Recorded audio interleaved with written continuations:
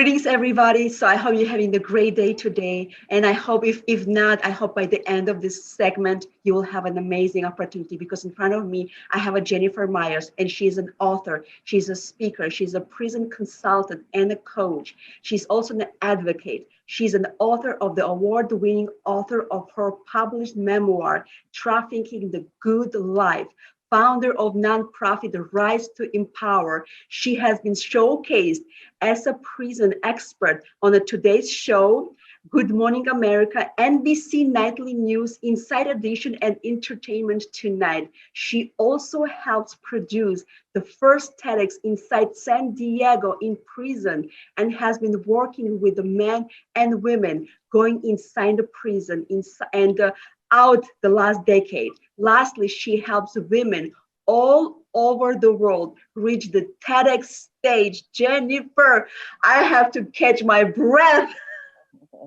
You are multi-talented, I don't know, so much stuff that, so I'm so blown away from everything that you can do, you can produce. You have helped me to reach my dream to stand on a TEDx stage. That who could have imagined me with no credentials at that time?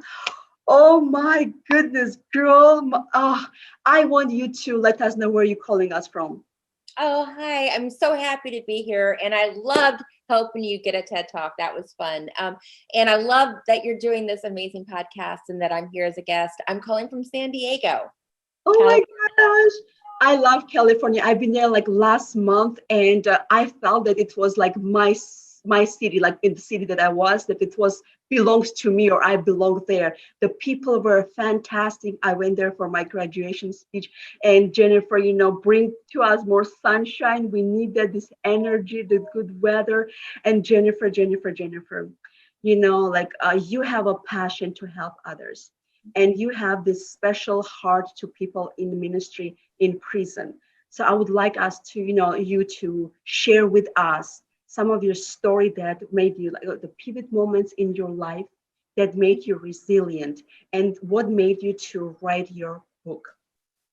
Yeah, thank you for that. So yeah, I've been helping people inside prison, going into prison and coming out, reentry work for the last decade or so. And my story started when I was 24. And after I graduated college, I was a dance major and I lived in Chicago. And I ended up, my sorority sister introduced me to a man who she thought was a really incredible guy, and he was. But what I found out is that he was actually also running a marijuana trafficking operation. So I made the decision to stay in the relationship, and eventually I asked him to get involved. I mean, I was a struggling artist, and to me at the time, it seemed like a way that I could make some money and support my life. And so I made that decision, and that continued. I started driving marijuana across the country for the next 10 years, off and on, until finally somebody was arrested. And I was arrested by the federal government in 2003. And I was facing 10 years in prison. So it was a very scary time for me. I'd never been in trouble before. And it took 2.5 years for me to get sentenced. And I received 3 years in federal prison. So it was inside prison when I went into prison and I saw the hundreds of women that were locked up in just that one prison where I was in federal prison on these long, lengthy, nonviolent drug sentences, many who were mothers with 3 or 4 children. I just couldn't believe it. I was stunned, and I knew something needed to change. So I was deeply impacted by that. And when I came out, I knew I had to start by writing my story, and that's when I got my story published. It was very influential. I've watched your story on the TEDx stage, and it was absolutely powerful and very influential. And that, what is your dream? What is the message that, if you can share more, that you want to bring to the prisoners? So it's people who are inside prison, but also going in. I work with women all the time who are headed to prison for the first time. I work with lifers who are inside prison and women coming out. And for me, I think it's really about the heart, and realizing that you can transform and change and create your life wherever you are, inside prison or not, at any moment of your life. You can recreate your life and create what you want, even with those restraints. Inside prison in particularly, I believe that it is the best place to do self-growth transformation, and that when you transform inside prison and grow inside prison, that you create such a deep opening. It just can break your heart open. And some of my favorite, most high integrity people that I know who are doing the work inside of themselves are inside prison. Wow, yes, I can also like witness that, the people that I have encountered sometimes they have like such a genius minds locked in a prison. And if they only found out their value, what they can do with their geniusness and towards the something positive, it will completely change the world towards the better. And Jennifer, what was this pivot moment or like this aha moment that happened to you in a prison that made you to strive and not to give up? What happened? I can't say that there was one moment. It was very hard to wait to be sentenced for 2.5 years. Mhm. That was really hard. And it was really hard to be facing 10 years. It was really hard to be under in the restraints of the federal government. And within that system, it was being within the density of that system, whether inside prison or not, that I felt how easy it is to feel your human spirit get crushed Mhm. and want to give up. And I just, for some reason, was determined, whether it was from a deeper sense of compassion for other people and or for myself, that I needed to do something. And I just feel like I connected to my calling. Again, it was the mothers inside prison. I would listen to them try to mother their children over 15-minute phone calls, and they would be crying and upset, and I'd see the little babies in the visiting room. It was just horrible for me to see that. And I just, for some reason, I had a calling and I said yes. And that's how it was for me. Yeah. So how did your life change after you got out, and how do you see your future right now? Mm, yeah, so much change. It took me a while to get on my own feet when I was released. And it started again by, I was determined to write my book and publish it. People around me told me I would never get it published. Everybody wants to publish a book, but I was determined, and I'd always loved to write. So I reconnected with my passion of writing and art, which I actually reconnected with when I was inside prison. So once I published my book, I started by also then founding a nonprofit with a partner, writing a 3-month curriculum, working with teen girls, and then women coming out of prison. We've partnered with San Diego U.S. Federal Probation. It's a 4-month program, and it's powerful. And then also the last 5 years, I've been going inside of a prison, except for during COVID, on a high security state prison yard, men's prison, where I helped put on the first TEDx. We've done that 3 times in a row. I still work with that program, TEDx Donovan Correctional. And I think for me, that's when my world of advocacy and TEDx combined, and I began working with men and women, but I love working with women, helping them land TEDx talks. And, I'm a natural storyteller and a speaker, also a TEDx speaker. So I really love this idea of the sharing our stories with the world to create change. Lastly, besides that, my biggest goal and plan is that I have a couple of TV shows that are being pitched right now. So for me, it's the ultimate storytelling, to showcase stories in media and across different platforms to help change our perspectives. And, for me, I'm always an advocate at heart for prison issues, and to help people who are not in prison to understand the people that are inside prison are human too and are completely valuable, and we need them. Absolutely. And like compare, this country to another countries where the prisoners, when they leave the prison, the life is pretty much over. And I'm so grateful for this country that allows, like I said, second chances. And they do not look down at them as much as they look in my countries, because I know it's like a big taboo. Nobody wants to hire you. Nobody wants to talk to you. No, you're like outcast of the society as well. So I'm so thankful for this country. So what would you want to tell to this person who is leaving the prison right now? How would you challenge them to start the life and do not look at their past? Mm.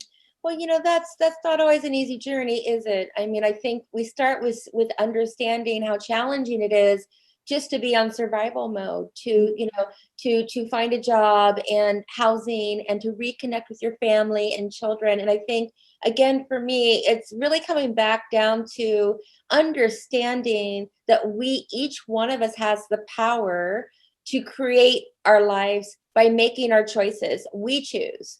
And we can choose whatever choice we make, to have no judgment on ourselves. If we want to choose to commit a crime or get involved in drugs again, that's our choice. As long as we're choosing this, we are not victims. And to me, that is the most important message ever, to realize the total power you have inside of yourself to live the life that you choose to live. That's amazing. And like it takes to mold the person's perspective, in their head, and make them the person that they are right now. We always have to have some kind of influence of people in our lives. I'm sure, I hope you had some people that influence your life to become the person that you are right now, determined, hungry for life, hungry to help others. Do you have those people that you want to talk about who have impacted your life to be a better you? Oh well, there's so many, and I think about this a lot. I mean, the first person, of course, is my mother, who is no longer here, but she was my biggest cheerleader ever since I was a little girl, and so I believed that I could succeed. My father supported us so I could succeed, and he, helped me along the way. My gymnastics coaches, I was on a gymnastics team. My cheerleading coach, literally, my dance instructors. There's so many people who, helped me when I was struggling, and help guide me along the way. There's just too many to count. I mean, I have been blessed with having support in my life. This is amazing, to having the support in your life. So what is the one sentence phrase that you live your life by, Jennifer? You wake up with the sentence, you go to bed with the sentence, you think about this sentence that makes you resilient. What is that?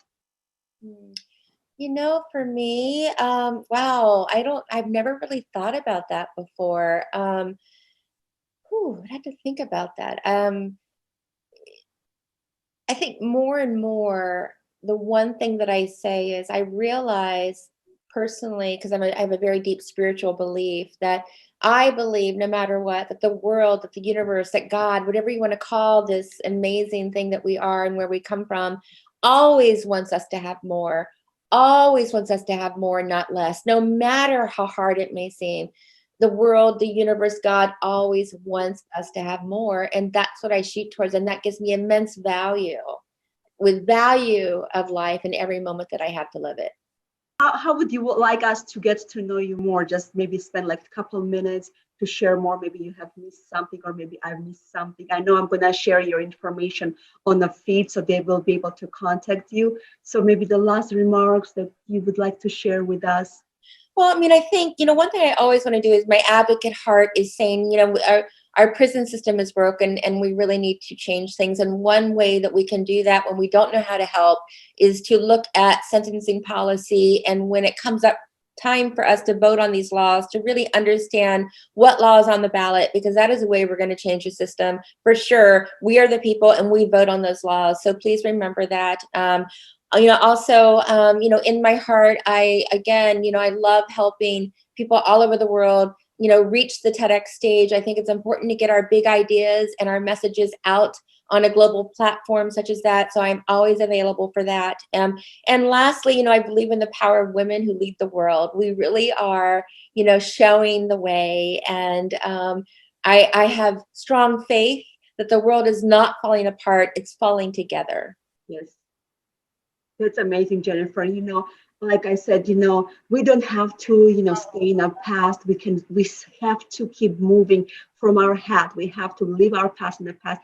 We have to be resilient to keep moving forward. And I am very proud to get to know you, Jennifer. And like you are a multi-talented person.